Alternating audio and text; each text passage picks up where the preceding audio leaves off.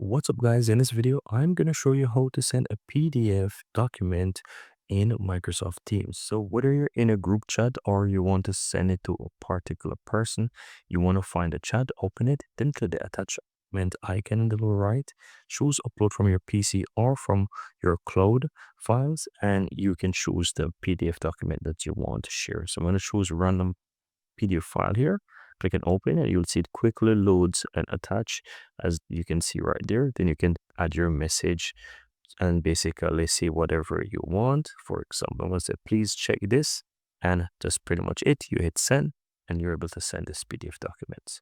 And that's it. I want to mention to you that once you send those documents, you can later find them in files in the upper part here. You have this different section here. You can go to files. And even if you send full pictures as well, you can always find these right here as well. So you have those different tabs to find those attachments in a group chat, or even within a chat with a particular person, you can find that as well. So you can find these files in attachment, in group chats, in personal messages.